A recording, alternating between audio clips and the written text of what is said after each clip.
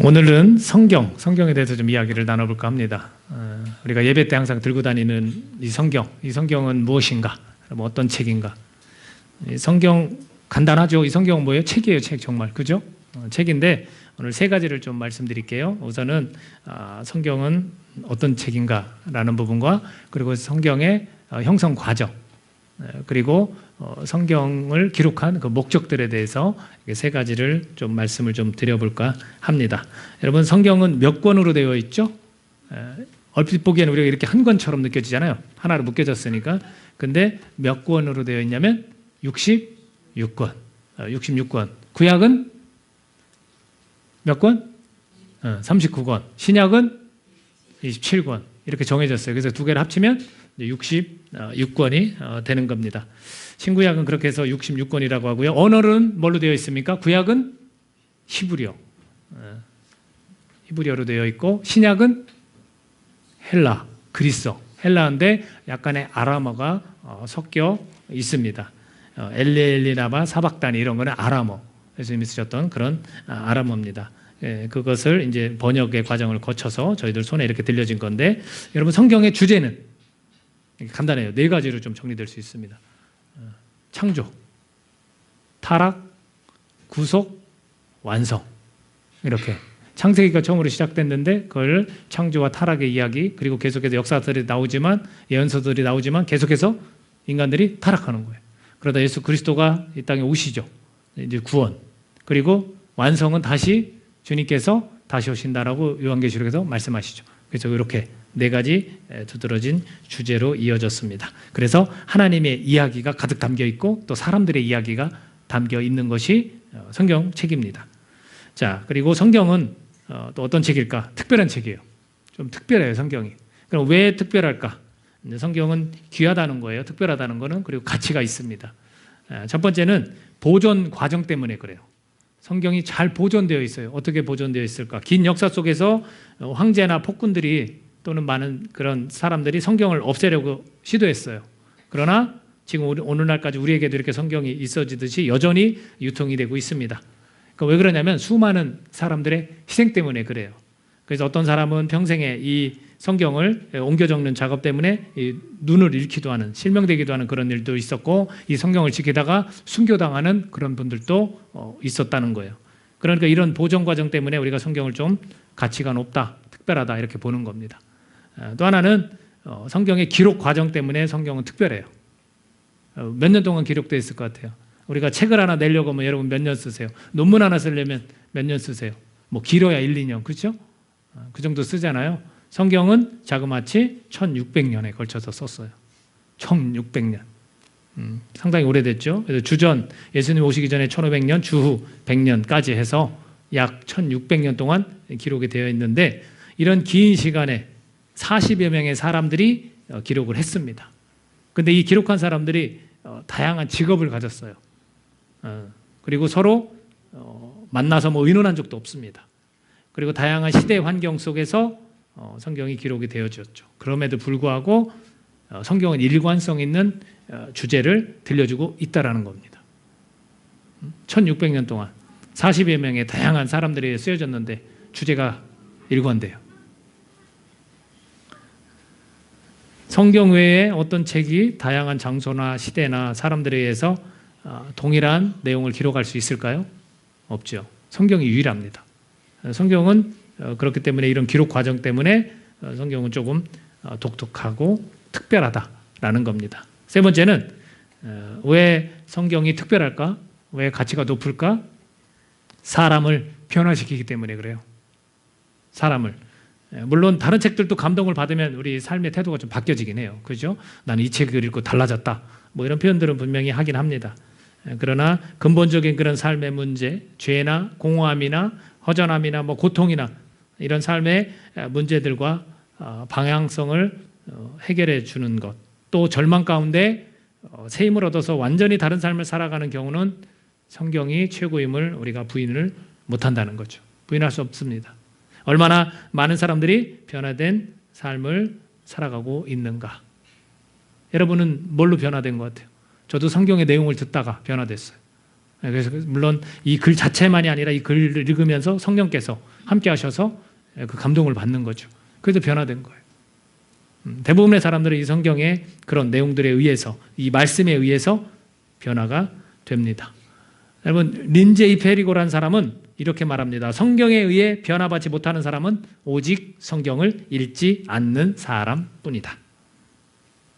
그래서 예수님을 믿어라, 하나님 살아계시다, 이게 불신하는 사람들에게 권할 수 있는 게 성경을 좀 한번 읽어봐.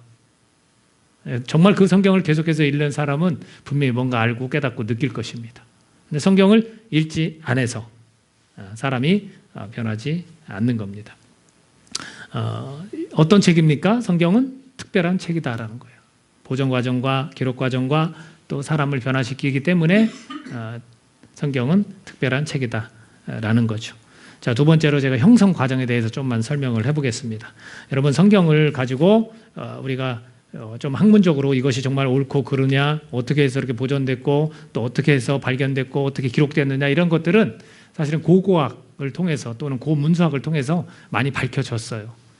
그래서 여기서 중요한 거는 정경화 작업이라는 거예요. 정경화 작업. 왜 66권으로 됐고 구약은 39권, 신약은 27권이 됐을까라는 거예요. 거기에는 이제 시대적인 배경들이 있죠. 그래서 성경의 외의 것을 뭐라고 부릅니까? 우리가 외경이라고 그러는데, 외경은 14권으로 되어 있어요. 그래서 제2 에스드라서, 유딧, 지에서, 집에서, 마카베오, 상하 등등으로 되어 있습니다. 이것을 천주교에서는 인정을 하죠. 그리고 위경이라고 들어봤죠? 위경. 이거는 개신교에서 말하는 성경으로 우리가 치지 않는 그런 다른 문서, 이것은 이제 위경이다, 이렇게 부르고 있습니다. 여러분, 이 정경화 작업은 얼마 만에 완성이 됐을 것 같아요? 성경 기록은 1600년, 1500년 이렇게 걸렸는데 이 정경화 작업은 얼마가 걸렸을 것 같아요? 사람들이 좀 의논해서 이렇게 학문적으로 하면 몇 년 안에, 그렇지 않습니다. 1000년이나 걸렸어요. 1000년. 이게 쉽게 이렇게 성경이 만들어진 게 아닙니다. 근데 여기에서 구약은 AD 100년 얌니아 교회 회의에서 39권으로 승인이 됐습니다. 그래서 유대인들은 가지고 있는 그 히브리어 성경 24권 이렇게만 인정을 하고요. 율법서나 예언서, 성문서가 이랬는데 성문서는 불일치합니다. 율법서와 예언서들은 서로 일치를 하는데 성문서는 그렇지 않습니다. 여기 넣을 수 없다, 넣어도 된다, 이런 것들이 있었습니다. 그러면 신약은 언제 이루어졌을까? AD 300년경. 그래서 397년 카르타고 교회 회의에서 27권으로 결정이 됐습니다. 그럼 여러분 생각해 보세요. 여러 가지 다양한 사본들도 있고 다양한 글들도 있는데 왜 여기서 이런 정경화 작업을 하게 됐고 왜 이렇게 오랜 시간이 걸렸을까? 거기에 대한 배경이 있습니다. 간단히 말씀드리면 이단들 때문에 그랬어요. 이단들 때문에. 교회들이 이단들 때문에 너무나 힘든 거예요. 그래서 325년 니케아 공유회라는 곳에서 아타나시스라는 사람이 아리우스라는 사람과 논쟁을 벌입니다. 아리우스는 이단으로 나중에 이 회의 때 정죄를 받게 되고 이제 쫓겨납니다. 왜 그러냐면 우선은 예수님에 관해서 하나님의 피조물이다, 이렇게 얘기를 했어요. 신으로 인정을 안 했죠. 이제 구원론에 관해서 또는 다신론을 인정하고 받아들이려는 그러한 주의가 아리우스가 주장한 것이고, 아리우스 주의자들이 초기와 후기로 이렇게 나눠서 계속해서 발전을 해나갑니다. 그래서 이 논쟁이 얼마 걸렸냐면 50년 걸렸어요. 50년. 그리고 이 니케아 회의라는 걸 왜 소집을 했고, 거기에서 감독이라고 하는 아타나시스는 여기에서 이 니케아 신조를 같이 만들었는데, 이런 회의를 통해서 그때 황제 역할을 했던 사람이 누구냐면 콘스탄틴 황제예요. 그런데 콘스탄틴 황제는 다양한 이런 사람들의 의견을 다 수용하려고 했어요. 왜 그랬을까? 이런 회의도 열게 해줬어요. 왜 그랬을까? 그거는 자기 제국을 더욱더 튼튼하게 만들기 위해서 종교라는 것을 이용한 거예요. 자기 정치를 위해서 종교를 이용한 거예요. 그러니까 다양한 사람들의 의견들을 그냥 회의를 통해서 다 이렇게 수용하고 받아들이자, 이렇게 이야기를 한 겁니다. 그래서 때로는 이 아타나시스는 쫓겨나기도 하고 또 유배 생활도 하고 막 그러는 거예요. 서로 막 이렇게 이제 주거니 받거니 논쟁이 있는 거예요. 이게 맞다 틀리다 하고. 그래서 가장 중심이 됐던 것도 삼위일체에 관한 그런 부분들, 이런 것들이 몇백 년을 통해서 계속해서 성경이 어디까지가 정경으로 할 수 있느냐 이런 부분들이 오랜 시간에 걸쳐서 만들어졌다는 겁니다. 우리는 이런 배경들을 통해서 성경이 그렇게 형성되어져 왔다라는 것을 우리가 알 수 있습니다. 성경의 번역을 보면 히브리어를 번역을 나중에 하는데 디아스포라라고 해서 유대인들 중에 이렇게 다른 이방에 흩어져 사는 사람들을 디아스포라라고 그랬어요. 근데 그 사람들이 유대인들은 자기들이 히브리어로 성경을 보니까 괜찮은데 그 사람들에게는 이제 언어가 달라지는 거예요. 이제 그리스의 그런 점령하에 여러 흩어져 사는 사람들이 이제 그리스어로 성경을 볼 필요가 있다 해서 이걸 번역합니다. 그래서 그것을 70인역이다 이렇게 표현을 하고 있어요. 그 70인역은 어떤 뜻에서 70인역이라고 하냐면 70명의 번역가들이 그것을 번역을 한 거예요. 그래서 그 이름을 붙였고 이거는 뭐 전해져 오는 전설과 같은 이야기인데 이 70명이 각자가 흩어져서 성경을 번역했는데 그 번역의 내용이 동일했다. 뭐 이런 얘기도 있습니다. 물론 1600년 거쳐서 이 성경을 기록한 사람들이 다 다양한데도 주제가 동일하게 이어져 가는데 뭐 이것도 그렇게 크게 놀랄 만한 일은 아닌 것 같습니다. 그래서 그것이 라틴어로 번역이 됐고 그다음에 라틴어가 이제 영어로 되고 영어가 뭐 중국어로 되고 중국어가 또 한자 섞여서 우리나라에 오고 이런 과정들을 거친 거예요. 그리고 또 그 밖에 또 다양한 나라들로 이제 퍼져 나간 거죠. 그래서 영어도 보면 보통 헬라에서 영어로 된 게 많고 또 라틴어 여기에서도 영어로 된 게 서로 성경에는 많이 나와 있습니다. 흔하게 우리가 쓰는 용어들도 많이 나와 있습니다. 그렇게 해서 전해져 오는데 그럼 한국어 성경은 언제 됐을까? 1832년에 독일 루터파 교회 선교사 카를 귀출라프 목사에 의해서 한글로 처음에 주기도문을 번역하였다고 했습니다. 그러니까 이것을 시작이라고 할 수 있죠. 그리고 1880년 로스 목사와 한국인들 이응찬, 백홍준 등등 몇몇 사람들이 함께 만주에서 사복음서와 사도행전을 번역을 했습니다. 그리고 1887년 7년 후인 1887년에 로스 목사와 맥킨타이어 목사가 신약을 완역을 합니다. 그래서 1911년에는 신구약 모두 번역이 돼서 우리가 지금 이 보고 있는 이 성경이 주어졌습니다. 그래서 개역 한글, 그 다음에 우리가 바뀐 게 뭐예요? 개역 개정, 그 다음에 다양한 이제 번역 쉬운 성경, 그 다음에 현대인의 성경 여러 가지 다양한 영어도 보면은 NIV도 있고 그 다음에 킹 제임스 버전이라고 하는 버전도 있고 여러 다양한 정말로 다양한 버전들이 있습니다. 그래서 우리도 새 번역도 있고 쉬운 성경도 있고 우리말 성경도 있고 여러 가지 다양한 성경들이 오늘 우리에게 주어졌습니다. 여러분들 성경을 읽을 때 조금 힘들면 그런 번역을 조금 쉽게 한 것들을 같이 소유하고 있는 거 굉장히 중요합니다.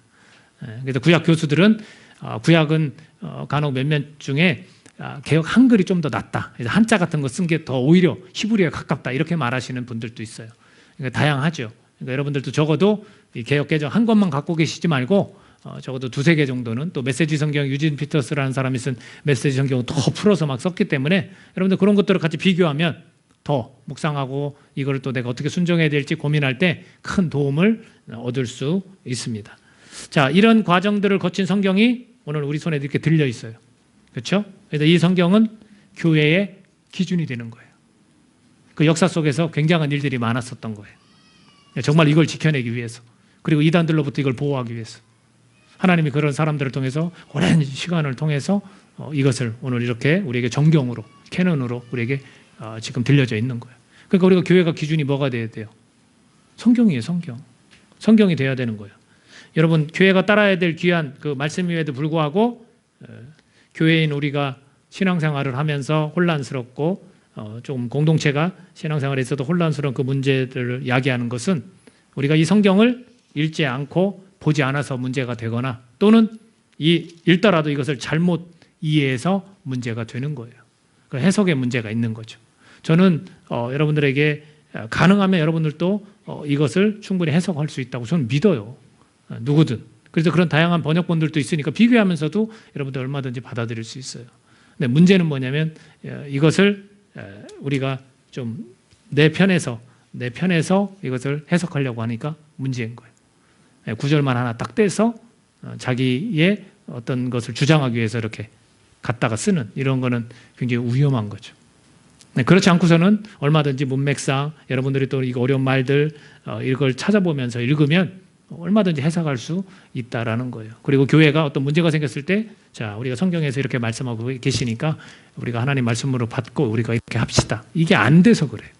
사람들이 다투고 분열하는 거 보면 성경하고는 사실 상관없어요. 그렇죠? 자기들 주장, 자기들 경험, 자기들 신앙관 이거 갖다 막 서로 싸우는 거죠. 이렇게 귀하게 우리에게 오랜 역사들을 통해서 이렇게 만들어지고 우리에게 그런 과정을 통해서 우리에게 주어졌는데 우리가 이것을 기준으로 안 삼으면 도대체 뭘로 기준을 삼겠습니까? 그래서 구약을 보면 이 66권 가운데 구약을 보면 우리가 알아야 될 게 해야 될 것과 하지 말아야 될 것이 있다라고 말씀드린 적이 있어요. 600개가 넘는 율법을 우리가 어떻게 다 지켜요? 그럴 수 없죠. 지금 안 지켜도 되는 것들 다양하게 많이 있고 지켜야 될 것들이 있죠. 안 지켜야 될 것들이 사실은 더 많은 것 같아요. 그러니까 우리가 이런 부분들을 잘 구분해서 우리가 성경을 볼 수 있어야 되고 신약은 어떻습니까? 그래서 율법을 폐기하는 사람들을 율법 폐기론자 이렇게 부르거든요. 예수님 오셨으니까 율법은 다 필요 없다 이거 아니거든요. 그러니까 여러분들이 그런 것들을 잘 기억하셨다가 성경을 읽을 때 도움을 얻으시기 바라고 신약은 어떠냐면 여러분들 사도행전 유일하게 역사서는 사도행전밖에 없거든요. 근데 사도행전에서 나타난 것을 오늘날 그대로 우리가 그걸 따라야 한다. 어떻게 생각하십니까? 여러분 따라할 수 없는 거예요. 역사는 흘러갔어요. 그렇죠? 역사서거든요. 역사는 흘러갔어요. 물론 우리가 그것을 쫓아할 필요는 있고 우리 그럴 수도 있어요. 그러나 꼭 그래야 한다는 건 아니라는 거예요. 자, 물건을 서로 팔아서 가난한 사람이 없도록 우리 공동체에 그렇게 합시다. 이거 가능한 것 같아요? 그 가능한 교회 혹시 보셨나요? 안 돼요. 지금 그러실 수 있는 분 혹시 저한테 저는 그럴 수 있어요. 왜 하나님이 그렇게 말씀하신 거 그대로 우리도 해야 되지 않습니까? 하실 수 있는 분. 이거 잘못된 거예요. 여러분의 재산을 다 교회에 갖다 놓는 그 일은 누가 합니까? 이단이 하는 거예요. 다만 우리가 그 원리를 따르는 거죠. 그죠? 우리가 비록 우리가 우리 집도 있고 내가 그래도 남부럽지 않게 살지만 그걸 다 교회에다 줄 수는 없어요. 하지만 이걸 나누면서 살고 복음 전하는 곳에 보내고 우리 자손들이 이거를 이어서 또 유산도 남겨주고 다 그런 거 아니에요? 지금 시대가 그런 거예요. 역사는 하나님이 주관하세요. 근데 그걸 그대로 해야 된다. 그렇게 해도 되지만 꼭 그럴 필요는 없다라는 거예요. 그러니까 이게 성경을 볼 때 우리가 자칫 잘못하면 이 문자주의에 빠져서 이 문자에서 말은 그대로 이렇게 하려고 하는 거 이것도 위험한 거예요. 근데 우리가 따라야 될 게 있어요. 그건 뭐냐면 대부분 신약은 이렇게 역사서 외에 뭐가 있냐면 이제 묵시록이라는 요한계시록이 있고 그건 우리가 알지 못하는 거죠. 사실은 우리가 그걸 가지고 뭐라고 이야기할 수 있는 부분이 적은 거예요, 사실. 그러나 우리가 붙들 수 있는 거 약속. 주님 다시 오신다는 그런 약속이죠. 그 외에 나머지는 뭐냐면 서신서들이에요. 교회에 보내는 편지들.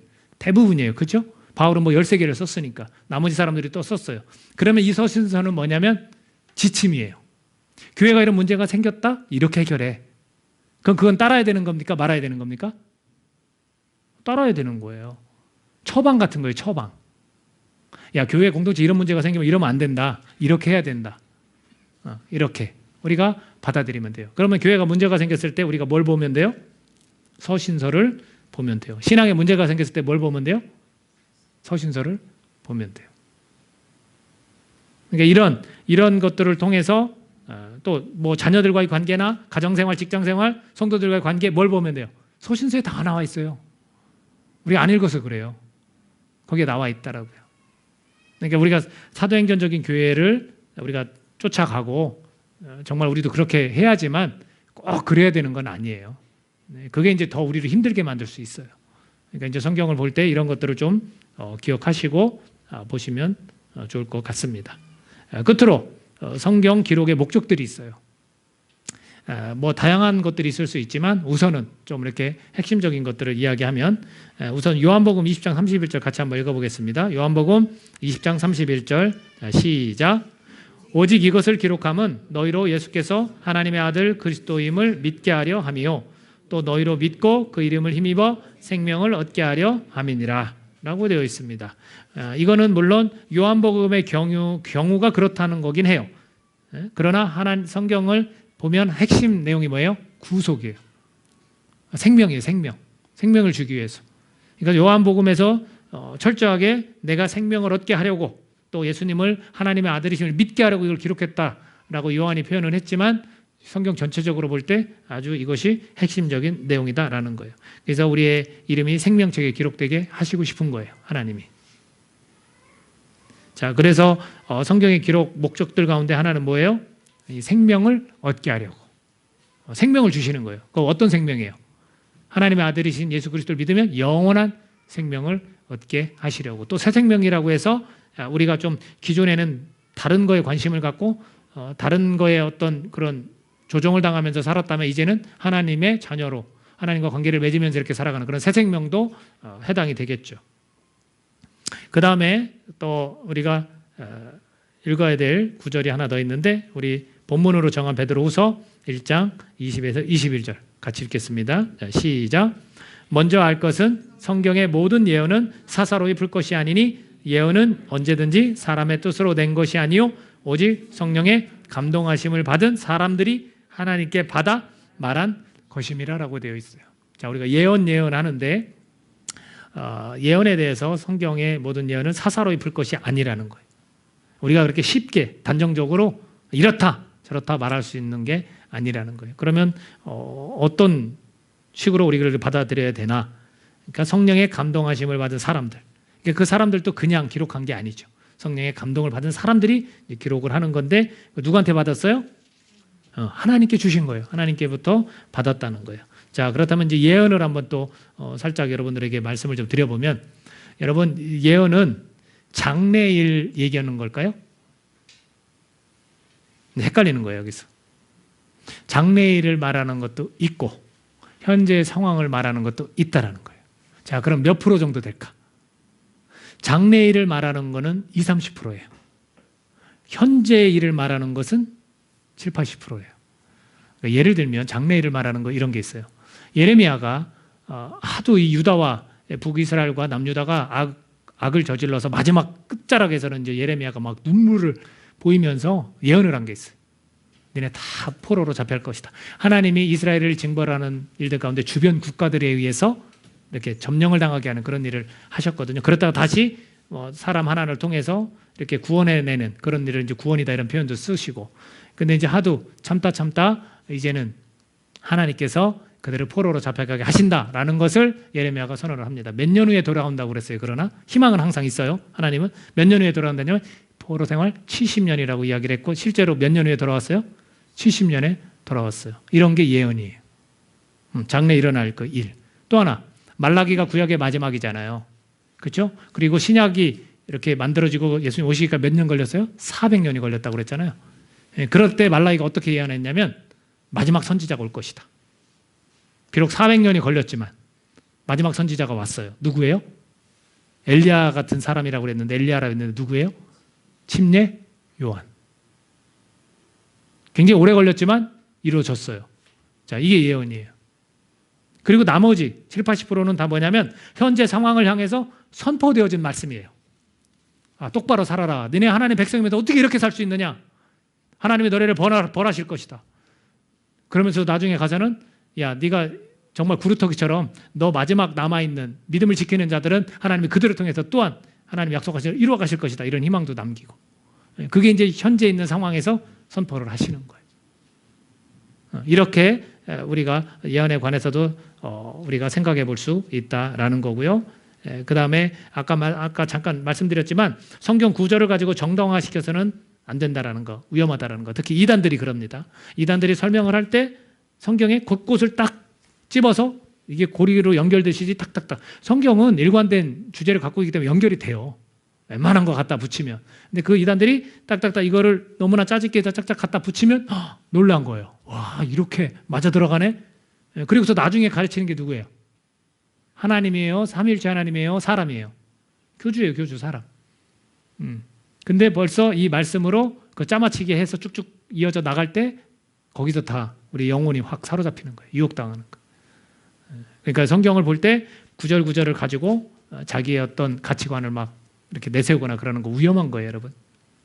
그래서 가끔 신앙인들하고 얘기할 때도 보면 전혀 그 내용이 아닌데 그 구절을 가지고 뭐라 그렇게 자기 은혜 받았다고 설명하는 경우가 있거든요. 근데 그 말하기가 참 곤란해요. 그 사람이 지금 정말 확신을 갖고 얘기하는데, 근데 그걸 잘못 적용한 건데. 여러분, 연자맷돌을 메고 바다에 빠지는 것이 낫다면 여러분 정말 그 빠질 거예요? 그 뜻이에요? 아니잖아요. 물론 우리 형제들을 실족시키는 사람에 관한 이야기거든요.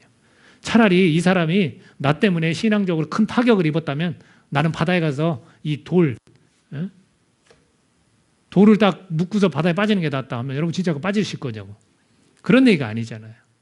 그런 것처럼 우리가 그 구절을 볼 때 어떤 맥락에서 하나님이 말씀하셨는지 그게 중요한 거죠. 그래서 중요한 게 뭐냐면 성경을 볼 때 저자의 의도가 가장 중요합니다. 왜 이런 말씀을 하셨을까? 여러분, 여기서 퀴즈. 저자가 누구예요? 하나님이에요. 기자는 누구예요? 성령의 감동을 받은 사람들. 기자는 말 그대로 받아 적는 사람이에요. 저자는 쓴 사람이에요. 하나님이에요. 하나님이 우리에게 주시고 싶은 말씀을 말씀하셨고 그 성령의 감동을 받은 사람들이 하나님으로부터 받아 말하고 또는 받아 적었다고 그런 거예요. 그러니까 뭐가 가장 중요하냐면 저자의 의도. 왜 이 옆에 있는 형제를 신앙적으로 조금 이렇게 좌절되게 만들었다면 왜 내가 연자맷돌을 메고 바다에 빠져 죽어야 할까? 왜 그러셨을까요? 네? 여러분이 결론을 한번 도출해 보세요. 왜 그러셨을까? 야, 너 잘못했으니까 그냥 빠져 죽어. 그 얘기예요? 아니죠. 그게 신앙이라는 게 나만 생각하고 가는 게 아니라 같이 가는 거라는 거잖아요. 그죠? 내 신앙만 성숙하는 게 아니라 같이 가야 되는 거고 돌보고 같이 가라는 거잖아요. 그리고 이것이 얼마나 중요한지를 하나님의 관점으로 한 사람을 볼 때 내가 저 사람을 정죄할 수 있지만 하나님은 그렇게 하시지 않는다는 것을 깨닫게 하는 거잖아요. 그러니까 저자가 하나님이신 그분이 뭐라고 왜 이렇게 말씀하셨을까를 우리가 질문을 해야 되는 거예요. 그게 가장 중요하다라는 거예요. 성경은 하나님의 말씀이에요. 저자가 하나님이시기 때문에. 자, 두 번째 또 기록 목적에 대해서 디모데후서 3장 15절에서 17절 오늘 본문 말씀인데 다시 한번 같이 읽겠습니다. 시작. 또 어려서부터 성경을 알았나니 성경은 능히 너로 하여금 그리스도 예수 안에 있는 믿음으로 말미암아 구원에 이르는 지혜가 있게 하느니라. 모든 성경은 하나님의 감동으로 된 것으로 교훈과 책망과 바르게 함과 의로 교육하기에 유익하니 이는 하나님의 사람으로 온전하게 하며 모든 선한 일을 행할 능력을 갖추게 하려 함이라. 자, 여기에서 성경의 기록 목적에 대해서 다양하게 좀 이야기를 했어요. 15절에서는 구원에 이르는 지혜가 있게 한다. 성경은. 그러니까 우리가 구원을 받기 위해서는 이제 지혜가 있어야 된다는 것이고 우리가 구원을 받을 때 믿음으로 받는 거예요. 그거를 위해서 성경이 기록되었다라는 거죠. 그리고 성경은 뭐라고 표현했냐면 유익하다고 그랬어요. 유익한 거예요. 이 성경책은 66권은 유익한 거예요. 그 교훈과 책망과 바르게 함과 의로 교육하기에 유익하다라고 표현을 하고 있어요. 그리고 성경은 주님을 닮아가는 데 도움이 된다는 거예요. 뭐라고 했냐면 하나님의 사람으로 온전하게 한다라는 거예요. 성경이. 우리가 주님을 닮아가려면 뭘 가까이 해야 돼요? 성경. 성경을 우리를 예수님 닮은 사람으로 만드시기 위해서 기록하셨다는 거예요. 또 우리가 선한 것들을 행할 수 있는 능력을 주시기 위해서 성경을 기록하신 거죠. 이런 부분들을 우리가 잘 알고 성경이 이래서 기록됐구나. 그리고 하나님의 감동으로 된 것이구나. 하나님께서 정말로 우리에게 필요한 것들을 주신 거구나. 그게 성경책이구나. 우리가 이렇게 받아들여야 되는 겁니다. 여러분, 성경은 그대로 살아보면 알 수 있는 책이에요. 성경은 그대로 살아보면 알 수 있는 책이에요. 근데 우리 읽기만 해서도 안 되는 거죠. 사실은 성경이 이렇게 말씀하셨으면 내가 그대로 이거를 해야 되는구나. 왜? 하나님의 말씀이니까. 그래서 어떤 분은 그렇게 이야기하시는데 이게 참 크게 와닿더라고요. 제가 존경하는 목사님 중에 한 분이 뭐라고 표현하시냐면 여러분들 만약에 자녀가 있고 이제 부모들이 이야기할 때 야, 아빠가 그러면 그런 줄 알아. 이런 말 들어보셨죠? 아니면 야, 어른이 그렇다고 하면 그런 거야. 왜? 그 나이 때는 잘 모르잖아요. 근데 그 아이가 커면 이제 아는 거예요. 그러니까 그 아직 크지 못한 아직 모르는 아이에게 야, 어른이 그렇다면 그런 줄 알아. 이렇게 얘기하잖아요. 그렇게 성경을 표현하신 거예요. 어른이 그렇다면 그런 줄 아는 거다. 하나님이 그렇다고면 그런 줄 아는 거예요. 우리는 아직 몰라요. 그러니까 하나님은 아시니까 야, 어른이 그렇다면 그런 줄 알아. 이렇게 말씀하시더라고요. 하나님이 그렇다고 하면 그런 거 아니겠어요? 아이가 아무리 거기에 대해서 아니에요 뭐라고 변론해도 걔는 모르기 때문에 그런 거예요. 우리도 마찬가지예요. 우리가 자꾸 항변하고 자꾸 불평하고 원망하는 건 우리가 모르기 때문에 그래요. 근데 하나님은 아세요. 그러니까 여러분들 어른이 그렇다 하면 그런 줄 알으라고. 저는 이 말이 참 크게 와닿더라고요. 그렇게 이 성경을 보고 하나님의 말씀으로 받아들이고 우리가 순종할 수 있으면 좋겠습니다. 성경은 그대로 살아보면 알 수 있는 책입니다. 그때서야 성경이 맞네 라고 인정을 하게 된다는 거예요. 여러분 히브리서 4장 11절, 12절에서 하나님의 말씀이 뭐라고 표현했는지 같이 한번 읽어볼까요? 히브리서 4장 12절 시작. 하나님의 말씀은 살아있고 활력이 있어 좌우의 날선 어떤 검보다도 예리하여 혼과 영과 및 관절과 골수를 찔러 쪼개기까지 하며 또 마음의 생각과 뜻을 판단하나니. 하나님의 말씀은 이런 거예요. 우리 전 존재를 다 아시는 거예요. 그 말씀으로. 그리고 우리를 바꿀 수도 있고 깨우쳐 줄 수도 있고 우리를 채워주실 수도 있고 이게 다 들어가 있어요. 그러니까 그냥 어른이 그렇다고 하니까 우리 그냥 그거를 받아들이고 그냥 살아보는 거예요. 그럼 그때서 하나님 말씀이 맞구나 이렇게 안다는 거죠. 여러분 성경은 근본적으로 하나님에 관한 이야기도 하지만 사람을 위한 책이기도 합니다. 우리를 위해서 하나님이 책을 주신 거예요. 그래서 저는 이렇게 또 말로 표현할 수 있을 것 같은데 성경이 답이다. 성경이 답이에요. 영적인 문제나 현실적인 문제를 다 해결할 수 있다라고 저는 믿습니다. 성경은 답이다. 그래서 어떤 목사님은 성경을 그렇게 말씀하시더라고요. 인생 사용 설명서다. 인생 사용 설명서다. 이렇게 말씀하셨어요. 근데 저도 한번 생각해 본 거죠. 그래서 여러분도 한번 생각해 보실래요? 여러분이 한번 성경은 무엇이다 라고 한번 정의를 한번 내려보실 수 있겠어요? 성경은 무엇이다. 그래서 제가 내린 정의가 있어요.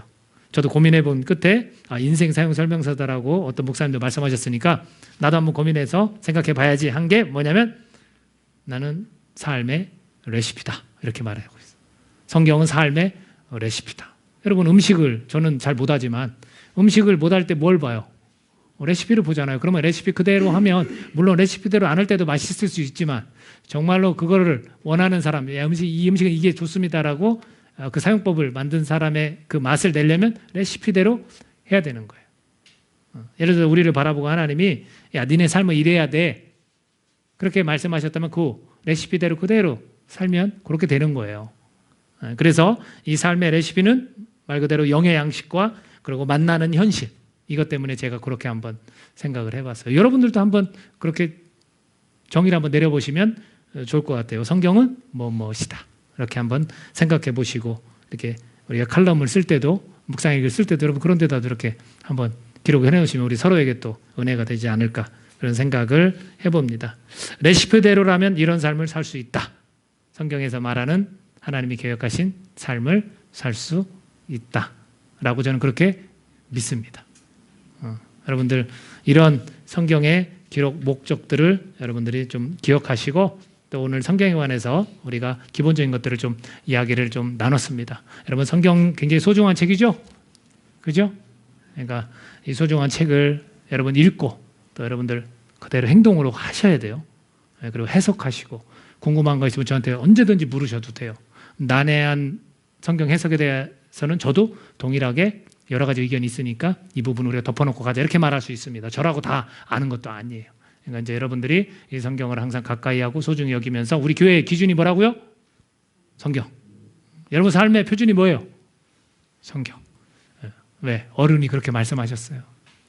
어른이 그렇다면 그런 줄 알고 그냥 따라서 우리가 삶을 행복하게 또 영의 양식과 또 이렇게 살맛 나는 현실을 함께 살아갈 수 있기를 예수님의 이름으로 축복합니다. 같이 기도하겠습니다. 이 시간 기도할 때 내가 정말 성경에 관해서 얼마큼 소중히 여기며 얼마나 가치 있는 것으로 생각했는지 성경이 정말로 우리에게 전해지기까지 얼마나 오랜 시간이 걸렸으며 얼마나 많은 사람들의 희생과 헌신이 있었겠습니까? 또 이단들에게서 정말로 하나님의 말씀을 보호하기 위해서 평생을 다 바친 그런 사람들이 있습니다. 그래서 우리에게 정해진 것이 66권입니다. 물론 다른 성경들도 있다라고 하지만 우리가 거기에 관심 가질 필요는 없잖아요. 이 안에 하나님이 다 주신 삶의 모든 문제들, 영적인 문제들을 다 해결해 주시려는 내용들이 다 들어 있습니다. 이것을 언제나 가까이 하고 또 여러분들이 성령님께 또 의지해 보십시오. 성령의 감동을 받은 사람들이 쓴 거기 때문에 성령께서 우리로 하여금 또 해석할 수 있도록 도와주십니다. 우리가 이렇게 가까이 성경을 하며 우리 교회와 우리 삶에 우리가 기준 삼아서 정말 살맛나는 행복한 그리스도인의 삶을 살아갈 수 있기를 간절히 바랍니다. 우리 성령님 의지하면서 함께 기도하도록 하겠습니다.